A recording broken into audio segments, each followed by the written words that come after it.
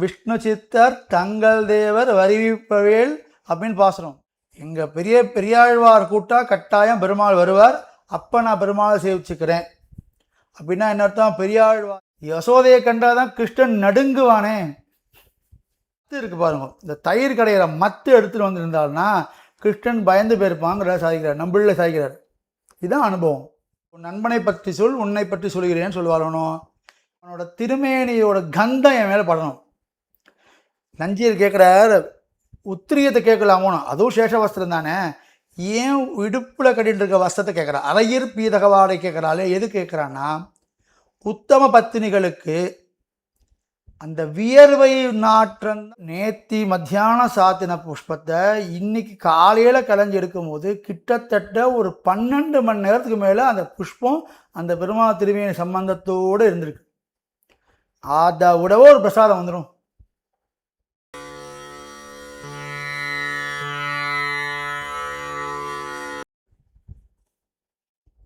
ஸ்ரீமதே ராமானுஜாய நமக.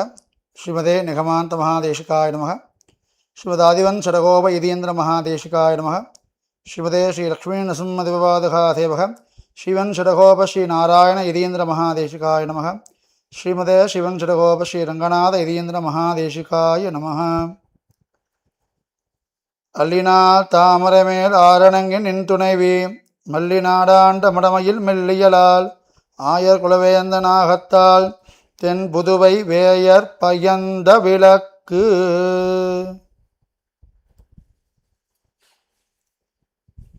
திருவாடிப்பூரம் ஆண்டாளோட வார்ஷிக திருநக்ஷத்திர உற்சவம் இது. இதில் முதல் ஒரு வீடியோ, அதாவது மொத்தம் 5 வீடியோ உள்ள சீரீஸ், 4 வீடியோ உள்ள சீரீஸ் இது. இதில் முதல்ல நம்ம என்ன பார்த்தோம் அப்படின்னா, ஆண்டாளுக்கு கிடைச்ச பாக்கியம், சீதைக்கே கிடைக்காத 3 பாக்கியம் ஆண்டாளுக்கு என்னென்ன கிடைச்சதுன்றது போன வீடியோவில் பார்த்தோம். இந்த வீடியோவில் என்ன பார்க்க போகிறோம் அப்படின்னா, சுவாரஸ்யமாக சிரிச்சுண்டே அனுபவிக்க வேண்டிய பாசுரம். அதெல்லாம் என்ன தெரியுமா? என்னென்ன பாசுரத்தில் ஆண்டாள் எப்படி எப்படிலாம் கிருஷ்ணனை திட்டியிருக்கா. மாமிகளுக்கெல்லாம் சந்தோஷம், எப்படி ஒரு மாமி மாமாவாக திட்டுறா, அதான் விஷயம். ஒரு ஆத்துக்காரி தான் ஆத்துக்காரை எப்படி திட்டுறா அப்படிங்கிறது தான் இந்த விஷயம். இதுலேயே நீங்கள் எல்லாம் கற்றுக்கலாம் எப்படிலாம் திட்டலாம் அப்படின்னு. ஸோ கிருஷ்ணனை ஆண்டாள் எப்படிலாம் திட்டுறா அப்படிங்கிறது, அது திட்டதுன்றது கிடையாது. நேரடியாக தமிழில் ஒரு அற்புதமான ஒரு வார்த்தை ஒன்று இருக்குது, ஊடல் அப்படின்னு பேர். சங்க இலக்கியங்களில் பார்த்தீங்கன்னா அந்த ஊடலுங்கிறதுக்கு நிறைய பாட்டுகள்லாம் இருக்குது. ஒரு தலைவன் தலைவிக்கு நடுவில் சின்னதாக ஒரு சண்டை வரும், அவர் கோச்சிக்கிற மாதிரி ஒரு சண்டை போடுவாள். அதுக்கப்புறம் தான் காதல் இன்னும் ஜாஸ்தி ஆகுங்கிறது நிரூபணம். இதில் ஆண்டாள் தனக்கு ஏன் திட்டுறா அப்படின்னா ஒன்றும் இல்லை, தனக்கு சேவை சாதிக்கல, கிருஷ்ணன் தன்னை வந்து கல்யாணம் பண்ணிக்கல, தாங்கிட்ட தனக்கு வேண்டிய அனுபவத்தை கொடுக்கல, திட்ட ஆரம்பிச்சிடுவா. எப்படி திட்டுறா அப்படின்னா, அதில் கூட அவளோட அந்த பெண்மை மாறாமல் திட்டுவா. திட்டத்தில் போட அவ அப்படின்னு பேசலாம், அது வந்து கேட்க நன்னா இருக்காது. அப்படி இல்லாதக்கு தன் பெண்மை மாறாத, அவனோட கௌரவத்தையும் குலைக்காத அந்த வார்த்தைகளை பயன்படுத்தி திட்டுவாள். ஏன்னா என்ன இருந்தாலும் கிருஷ்ணன் தன் கணவன் அல்லவா, கிருஷ்ணனை போய் தன் புருஷனை தானே அவமானப்படுத்தினா. இப்போ நீங்கள் பார்த்தீங்கன்னா நம்ம லோகத்தில் கூட மாமி மாமா என்ன திட்டுவா, ஆனால் வேற யாராவது மாமாவை திட்டினானா மாமி கோவம் வந்துடும். தாத்துக்காரர் யாராக இருந்தாலும் சரி, வேற யாராவது ஒருத்தர் திட்டினானா அவளுக்கு கோபம் வந்துடும். இதே தான் எங்கேயும் திட்டத்தில் கூட எவ்வளோ மரியாதையாக சுவாரஸ்யமாக உண்மையை சொல்லி திட்டணும். திட்டுறதுலையும் அவளுக்கு இல்லாத குணத்தையெல்லாம் சொல்லி இல்லாததெல்லாம் சொல்லி திட்டக்கூடாது. அவனுக்கு என்ன இருக்கோ இருக்கிறத அப்படியே சொல்லி திட்டுறது தான். ஒரு 3 பாசுரங்கள், நிறைய பாசுரங்கள் இருக்கலாம், அடியன் 3 பாசுரத்தை எடுத்து இந்த வீடியோவை நம்ம பார்க்க போகிறோம். அதில் முதல் விஷயம் எதுன்னா, 10ஆம் திருமொழி, அதாவது மொத்தம் 14 திருமொழிகள் நாச்சியார் திருமொழியில். அதில் 10ஆவது திருமொழி 3ஆவது பாட்டு.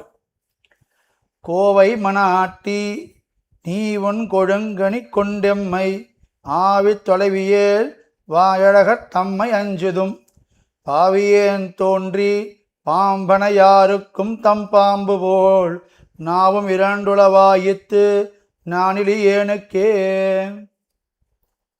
எவ்வளோ ஒரு சொல்கிறதா இருந்தால் எல்லாம் என்ன நடந்தது அப்படின்னு நம்ம சொல்லுவோம். போனால் அதான் விஷயம். நான் பிறந்து தான் இதெல்லாம் கஷ்டம் அப்படிங்கிற மாதிரி அதான் இந்த பாட்டோட அர்த்தம்.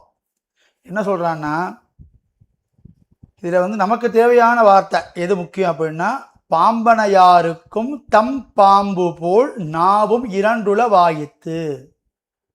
அப்படியே புரிஞ்சிருக்கும் உங்களுக்கு இது என்னன்னு. என்ன சொல்கிறான்னா, பெருமாள் சேவை சாதிக்க வான்னு கூட்டா, சேவை சாதிக்க பெருமாள் வரலை.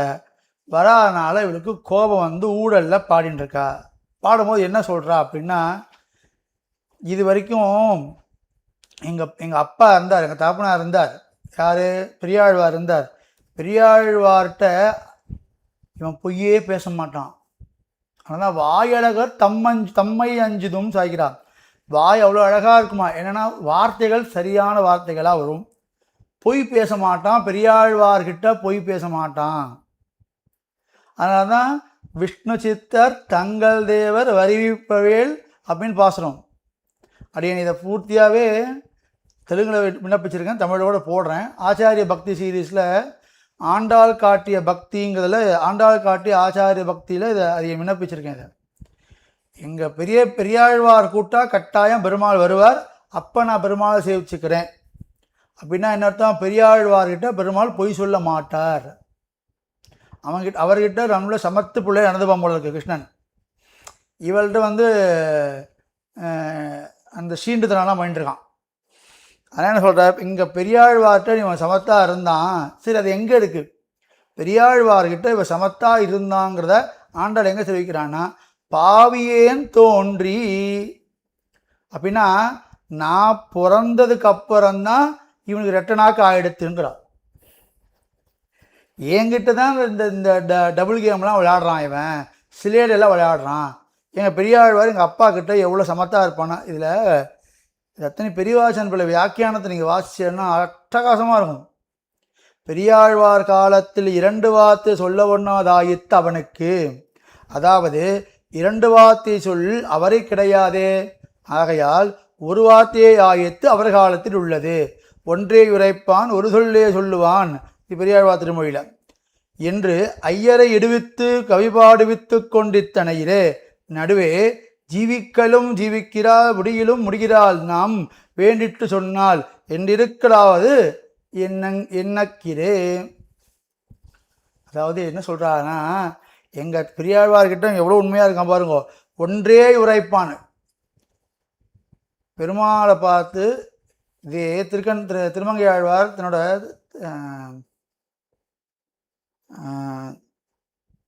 அந்த திவிதேசம் டக்குன்னு திருப்புல்லானி திவிதேசத்து பெரும்பெருமானோட பாசுரத்துக்கு அவனுக்கு சங்கல்ப மங்களாசாசனம் பண்ணும்போது புல்லானி எம்பெருமான் பொய்கேட்டிருந்தேனேன்னு பாசுறார். ஸோ அவங்க எல்லா ஆழ்வார்கிட்டையும் பொய்கை. ஏன்னா இதே நீங்கள் குலசேகர ஆழ்வார் பாசுரத்திலும் ஒற்றிக்கு மற்றொருத்தி குறைத்துன்னு பாசுரம் வரும்.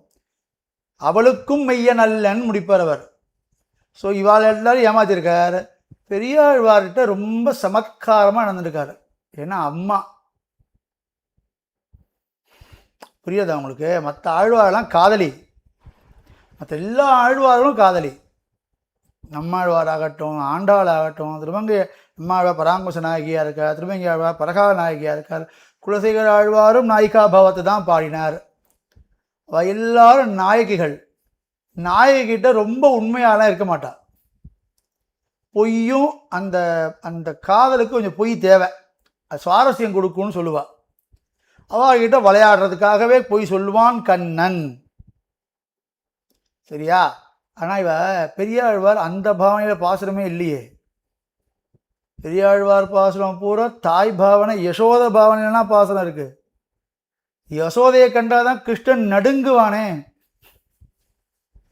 கிருஷ்ணன் யசோதையை கண்டா நடுங்குவானோ.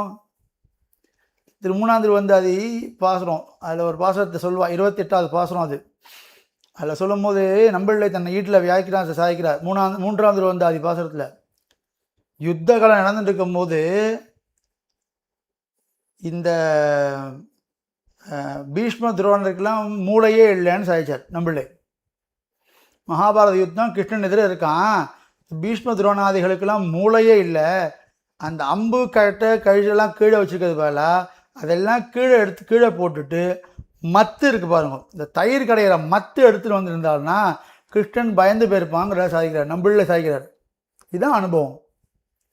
எப்படின்னா மத்துன்னு பார்த்தாலே அவனுக்கு அவன் அம்மா ஞாபகம் வந்துடுமா கிருஷ்ணனுக்கு, அதனால பயந்து ஓடிடுவான் அப்படின்னு சாதிக்கிறார். ஸோ அவள் எல்லாருமே காதலிகள். இவ பெரியவர் அம்மா ஓணும், அவர்கிட்ட உண்மையாக இருந்திருக்கார் கிருஷ்ணன். அதே மாதிரி பொய் சொன்னால் பெரியவர் பிடிக்காது, வேற அம்மாக்களுக்கு பொய் சொன்னால் பிடிக்கும், காதலிகளுக்கு பிடிக்கும். அது கிருஷ்ணனுக்கும் தெரியும். ரொம்ப உண்மை சொன்னாலும் காதலிகளுக்கு பிடிக்க, அந்த காதல்னு பொய் சொல்கிறதை ரசிக்கிறது தான் காதலே. ஸோ கிருஷ்ணன் நீங்களே சொல்லுங்களேன், கிருஷ்ணன் ரொம்ப உண்மையாக இருந்தால் யாராவது ஒரு பொண்ணை லவ் பண்ணுவீங்களா? நீங்களே உங்கள் மனசாட்சியோடு சொல்லுங்க. கிருஷ்ணன் ரொம்ப உண்மையான கிருஷ்ணனார், கிருஷ்ணன் அப்படியே ராமநாட்டம் பொய்யே சொல்ல மாட்டேன்னு கிருஷ்ணன் இருந்தார்னா ரசிக்குமா? நீங்கள் ரசிப்பேலா? ஸோ இதில் என்ன விசேஷம்னா, பெரியாழ்வார்ட்ட உண்மையாக இருந்திருக்கான், ஆனால் நான் பிறந்தேன்னு ஒன்றும் என்கிட்ட பொய்யா பேசுகிறான், என்கிட்ட பொய்யா புழுகிறான் இவன். ஏன்னா எதனால பொய்யா புழுகிறான் அப்படிங்கிறதுக்கு இங்கே ஆண்டாள் ஒரு அற்புதமான காரணம் சொல்லிட்டா. ஏன் பெருமாள் பொய் சொல்கிறார், ரெட்டையாக ஏன் பேசுகிறார்? வேதமெல்லாம் சொல்லவே இல்லை, ஆண்டாள் தான் கரெக்டாக கண்டுபிடிச்சி சொல்லிருக்கா. ஏன் பெருமாள் ரெண்டாக பேசுகிறார், ரெட்டை வார்த்தை ஏன் பேசுகிறாருன்னா, பாம்பனையாருக்கும் தன் பாம்பு போல். சிம்பிள், சகவாச தோஷம்ட்டா. ஒரு இங்கிலீஷில் ஒரு ப்ராவர்ப் சொல்வாள், தமிழ் கூட சொல்லுவா, உன் நண்பனை பற்றி சொல் உன்னை பற்றி சொல்கிறேன்னு சொல்லுவாளோ. இவருக்கு டெய்லி எது மேலே படுத்துட்டுருக்கார் பெருமாள்? ஆதிசேஷ பரியங்கத்தை படுத்துட்டுருக்கார் பெருமாள். நடுவே பள்ளித்தோழமை பழித்ததுன்னு சாய்கிறார் அவர் பெரியவாசன் பள்ளி. படுத்துண்டு அந்த ஆதிசேஷன் மேலே படுத்துட்டுருக்காரா பெருமாள்? அந்த படுத்து அந்த ஆதிசேஷனோட அம்சம்லாம் இவருக்கு வந்துட்டு. நீங்கள் ஒரே ரூமில் இருக்கிற ஃப்ரெண்ட்ஸ்லாம் பார்த்தீங்கன்னா அவளோட ஆக்டிவிட்டீஸ்லாம் ஒரே மாதிரி தான் இருக்கும். ஒரு பேச்சு வெவ்வேறு இடத்துல வந்திருந்தால் கூட கொஞ்ச நாள் அவளோட சகவாச தோஷத்தில் இவனை மாதிரி அவன் பேசுவான், அவனை மாதிரி இவன் பேசுவான், அதெல்லாம் நடக்கும். இவனும் 2 வார்த்தை சொல்லுவானா சொன்னான் அல்லன், இவன் 2 வார்த்தை சொல்கிறவனே கிடையாது அப்படிங்கிறா. இந்த இடத்துல முதல் அடியன் என்ன பேச பார்த்தீங்கன்னா, பாவியேன் தன்னை சொல்லிக்கிறாவோ, நான் பிறந்த நாளை தான் இவனுக்கு இப்படி ஆச்சுன்னா அதுக்கு பெரியவாசன் இப்படி சாய்க்கிறா. இவன் பிறந்த நாளான நடக்கலை. இது எப்படி இருக்குன்னா, பரதன் சொல்லிட்டானா ராமன் காட்டுக்கு போகிறதுக்கு நான் தான் காரணம்னா. ந மந்தராயா நச்ச மாதுரஸ்ய தோஷோ நராக்யோ நசராகவஸ்ய மத்பாபமேவாத்திர நிமித்தமாசீத் வனப்பிரவேசே ரகுநந்தனஸ்ய. யார் யாரெல்லாம் ராமன் வனவாசம் போனதுக்கு யார் யாரெல்லாம் காரணம்? மந்தரா இல்லை, அவள் தன்னோட தலைவிக்கு நல்லது பண்ணு நினச்சா, ஸோ அவள் காரணம் இல்லை. 2வது கைகை தான் காரணம்னார், இல்லை அவன் தன் பிள்ளைக்கு நல்லது பண்ணு நினச்சார், அவனுக்கு காரணம் கிடையாது. நான் நச்சமாதுலசிய சரி ராஜா தசரதன் தான் காரணம் அப்படின்னார், இல்லை இக்ஷ்வாகு வம்சத்தோட முக்கியமானதே சத்தியவாக்கிய பரிபாலனம், ஸோ அவரும் கிடையாது. ராகவன் தான் காரணம், ராமன் தான் காரணம் வனவாசம் போனதுக்குன்னா. அப்படிப்பட்ட ராமனோட அவதார நோக்கமே பித்ருவாக்கிய பரிபாலனம், ஸோ அவன் பண்ணுறதுக்கும் வழி இல்லை. வேறு யார் தான் காரணம்? ராமன் காட்டுக்கு போனதுக்கு யார் காரணம்? மத் பாபமே பாத்திர, நான் பண்ண பாபந்தான் காரணம்ன்றது. நான் பாவம் பண்ணேன், அந்த பாவத்தினால தான் ராமன் போனான், பாவத்தை தன் மேலே ஏறிண்டார். அதுதான் இங்கே பண்ண பாவியேன் பிறந்தது. நான் பிறந்தனால தான் இவனுக்கு இப்படி பாவியேன் தோன்றி, நான் பிறந்தனால நான் 2 எடுத்தோன்னேன். காரணம் என்னன்னா, பாம்பனையாருக்கு தம் பாம்பு போல். பாம்புக்கு 2 நாக்கு ஆச்சா, பாம்புக்கு 2 நாக்கா, அதனால் என்ன பண்ணா, அந்த பாம்போட 2 நாக்கு ஸ்வபாவம் இவனுக்கும் வந்தது. சகவாச தோஷம் இப்படி முடிந்தது. இது என்ன விஷயம்னா, இது ஒரு சிலேடை. நடுவே பள்ளி தோழமை பழித்ததுங்கிறது, பள்ளி தோழமைன்னு இருக்கு பார்த்தீங்களா, அது விதமான சிலேடை. அது ரெண்டு விஷயம். பள்ளிங்கிறதுக்கு ரெண்டு அர்த்தம் உண்டு. ஒன்று வந்து படுக்க, அது ஒரு அர்த்தம். ரெண்டாவது அர்த்தம் வந்து ஸ்கூலுக்கு போகிறது, பள்ளிக்கூடங்கள் போகிறது, பாடசாலை வச்சுக்கோங்கண்ணே. இது ரெண்டுமே இவனுக்கு உண்டு. பாம்பனையானோட ஆதிசேஷன்னா படுத்துன்னு இருக்கார், இது ஒரு சவகாசம். இன்னொன்று, ரெண்டு பேரும் சேர்ந்தா சாந்தி பண்ணிக்கிட்ட போனான். படிக்கும்போது ரெண்டு பேர் சேர்ந்து தானே போனான் படிக்கிறதுக்கு. அந்த பள்ளித்தோடமையும் இருக்குது, இந்த பள்ளித்தோடமையும் இருக்குது.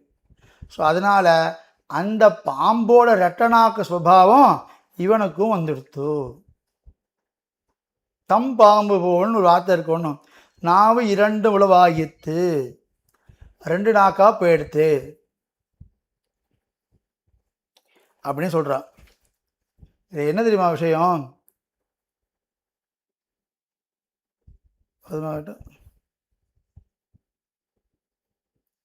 அவளை அந்த பாம்பும் இவளுக்கும் சயனமாக இருக்கக்கூடிய ஒரு வஸ்து தான்.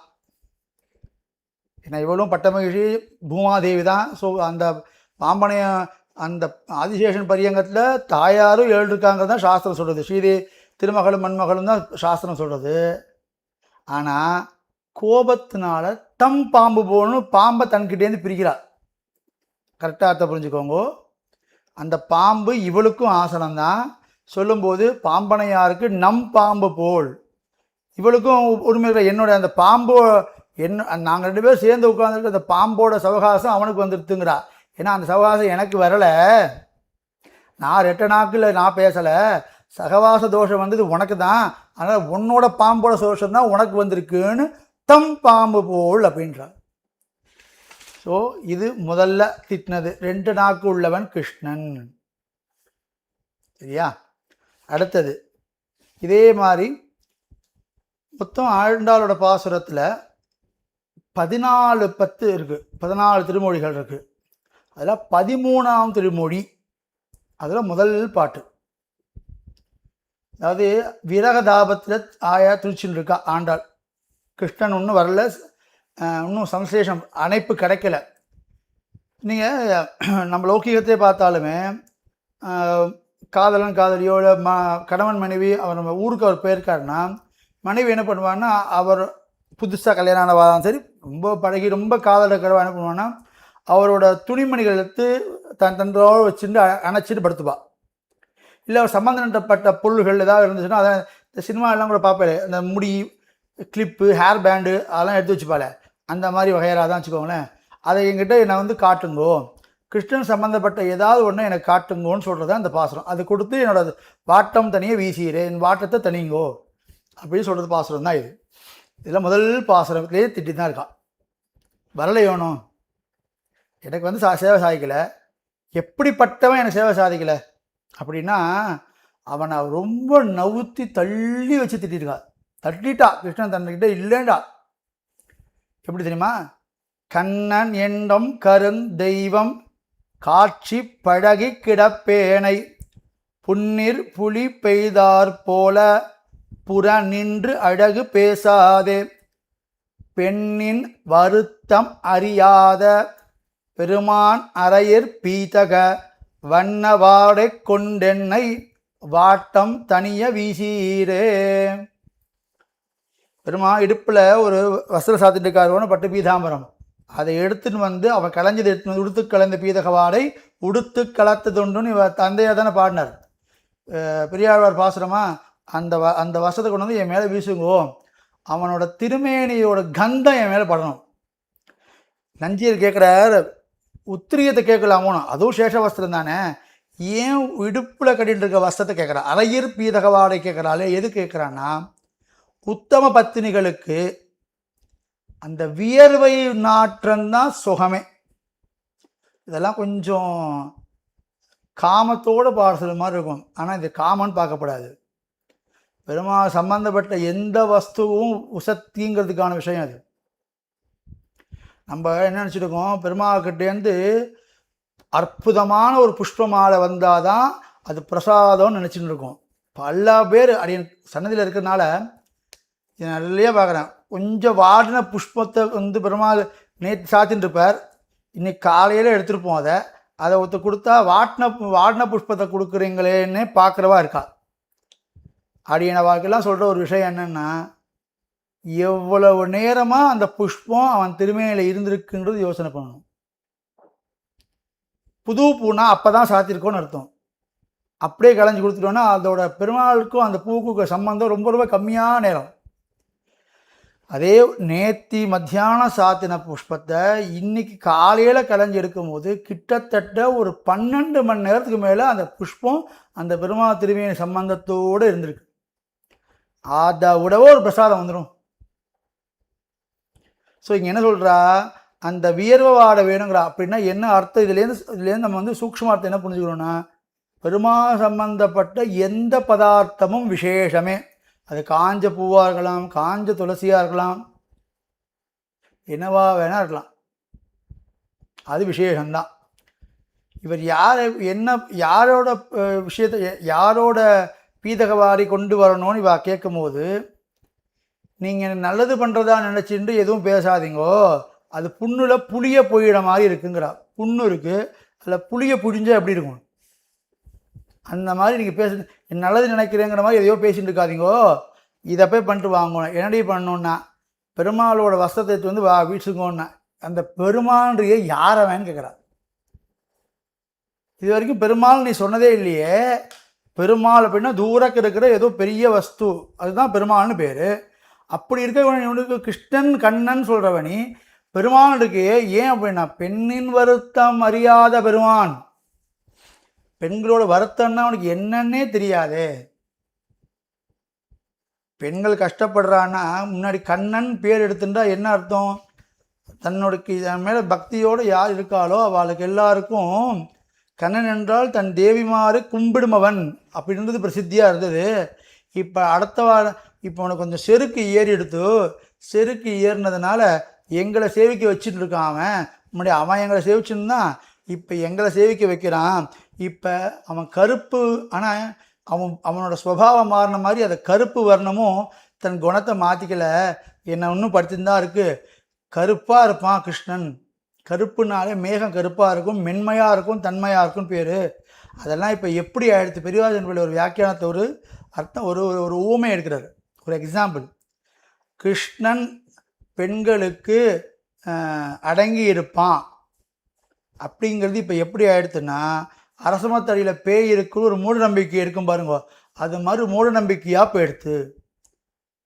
கிருஷ்ணன் பெண்களுக்கு சகவாக இருக்க மாட்டான் அப்படிங்கிறாங்க. இவ்வளோ கோபம். பெருமான்ட்டா அப்படின்னா என்ன என்ன என்ன என்னை பார்க்க மாட்டேன், என் வருத்தமே உனக்கு தெரிய மாட்டேங்குது. பெண்களோட வருத்தம் தெரிஞ்சிருந்தவன் தானே உங்களுக்கு வசதியாக சொல்ல முடியும்.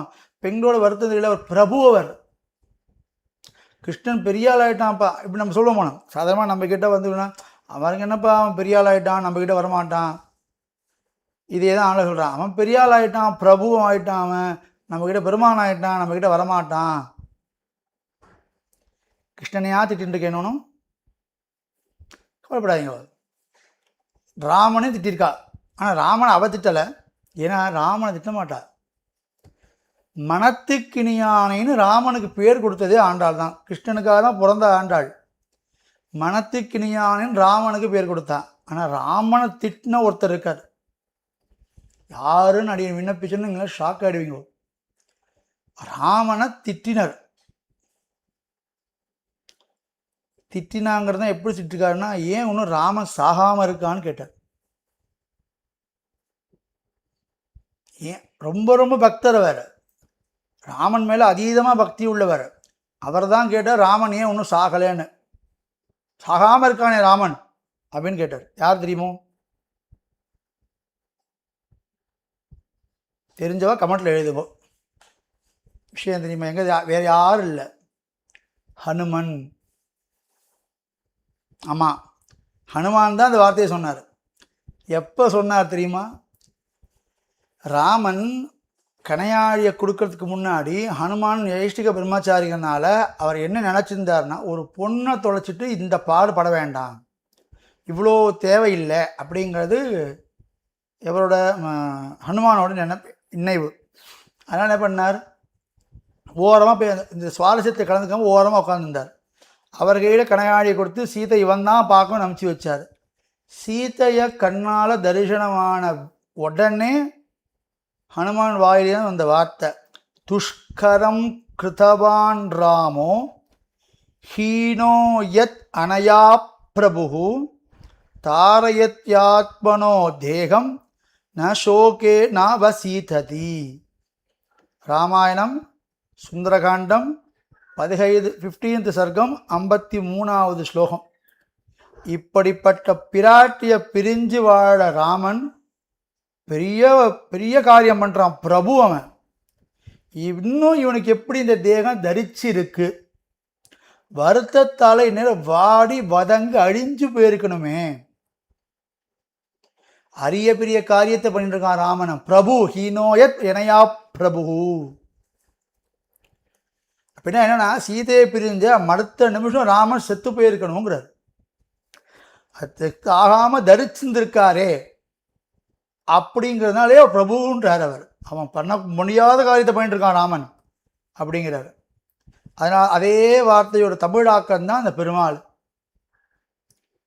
இதை பட்டர் சொல்லுவார், பெண்களோட வருத்தத்தை ஆண்களால் என்றைக்கும் புரிஞ்சிக்கவே முடியாது.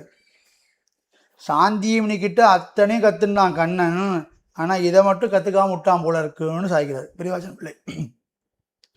ஹீனோயத் ஹீனோயத் அனயா பிரபு. பிரபுவான காரியம் பண்ணிட்டு இருக்கான் அவன். அவனோட இதை எடுத்து எனக்கு வீசுங்கோ அப்படிங்கிறார். இது 2வது ஆண்டாள் கண்ணனை திட்டின இடம். 3வது இன்னும் சுவாரஸ்யமான ஒரு இடம், 14வது திருமொழி, கடைசி திருமொழியில் ஒரு பாசுரம். என்ன பாசுரம்னா,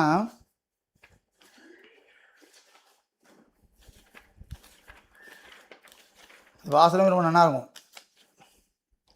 மாலாய் பிறந்த நம்பியை, 3ஆம் பாட்டு. மாலாய் பிறந்த நம்பியை மாலே செய்யும் மணாலனை ஏழா பொய்கள் உரைப்பானை இங்கே போதக் கண்டீரே மேலால் பரந்த வெயில் காப்பான் வினதை சிறுவன் சிறகென்னும் மேலாப்பின் கீழ் வருவானை விருந்தாவனத்தில் கண்டோமே. ஏழா பொய்கள் உரைப்பானை. மாலாய் பிறந்த நம்பியை. பெண்கள் மேலே பக்தர்கள் மேலே வியாமோகமே ஒரு உருவெடுத்ததுன்னா அது யாருன்னா கிருஷ்ணன் தான். பைத்தியம். பித்தர் பனிமலர் மேல் பாவைக்குன்னு ஆழ்வார் பாசுரம். தாயார்கள் மேலேயும் பக்தர்கள் மேலேயும் பெருமாளுக்கு பைத்தியம் வடிகொண்டார் போல். வேதம் என்ன சொல்லித்து அப்படின்னா, சத்தியம் ஞானம் அனந்தம் பிரம்ம யோ வேததிகிதம் குஹாயாம் பரமே வியோமன்னு சோ அஷ்ணுதே சர்வான் காமான் சக பிரம்மனா விபச்சிதேதி. சர்வஜன் சொல்லிட்டு இருக்கு. சத்தியம் ஞானம் அனந்தம் பிரம்ம. பெருமாளுக்கு ஞானவான் சர்வஜன் சொல்லிட்டு இருக்கு. நீங்கள் என்ன பைத்தியக்காரன் இல்லைன்னா? பைத்தியக்காரன் தான் அவன். பெருமாள் பைத்தியக்காரன் தான். பித்தரென்றே பிறரேசன் என்னார் அத்தா உத்தே மணிமாணிக்கமே முளைக்கின்ற வித்தே உன்னை எங்கனம் நான் விடுகிறேனே. திருமங்கையாழ்வார் பாசுரம். பெருமாளுக்கு ஒரு பெருமாள் மால் வச்சுருக்கார்ல, திருமால் அப்படின்னு என்ன தெரியுமா? மால்னா பைத்தியம். திருவான மகாலட்சுமி மேலே பைத்தியம். மரியாதைக்குரிய திருன்னா மரியாதையோனோ, மரியாதைக்குரிய ஒரு பைத்தியம். பக்த வியாமோகன் பெருமாளுக்கு பேர். பக்தர்கள் மேலே வியாமோகமே வடிவெடுத்தவன் தான் பெருமாள். வியாமோகன்னா பைத்தியமாக இருக்கும். தன் பக்தர்களை பார்த்துட்டான்னா அவன் நில கொள்ளாமல் தவிப்பான் பெருமாள். அதனால தான் சொல்வா, காலையில் பெருமாளை விட சாயங்காலம் போய் பெருமாள் செஞ்சா குதூகலமாக இருப்பார், நிறைய பக்தர்கள் வருவார். உற்சவத்தும் போது பெருமாள் குதூகலமாக இருக்கிறதுக்கான உற்சவம் தான் கொண்டாடணும் இல்லை, அத்தனை பக்தர்களை பார்க்கறதுக்கான சந்தர்ப்பம் உற்சவத்தில் அமையும் போது பெருமாள் குதூகலிப்பார்னு சொல்வார். சந்தோஷமாக இருப்பார் பெருமாள். பக்தர்களை பார்த்துட்டா போகிறான். ஆனால் பேர் புடரிகாட்சன்னே பேர். எப்பவும் கலங்கின்றே இருப்பான். பக்தர்களை பார்த்தா கரியவாகி புடைபறந்து மெளிர்ந்து செவ்வரியோடி நீண்டவ பெரியவாய கண்கள். அந்த கண்ணில் எப்பவும் மெளிர்ந்துட்டே இருக்குமா. ஏன்னா தண்ணி இருந்துகிட்டே இருக்கும். தண்ணியில் லைட்டு பட்டதான் ஜொலிக்கும். இந்த கணத்துக்கு கீழே தண்ணி இருந்துகிட்டே இருக்குமா. எதுக்குடான்னா பக்தர்களை பார்த்தோன்னா பொழுக்குன்னு அழுவாங்க. அவன் அழுவான் முதல்ல நமக்கு முன்னாடி.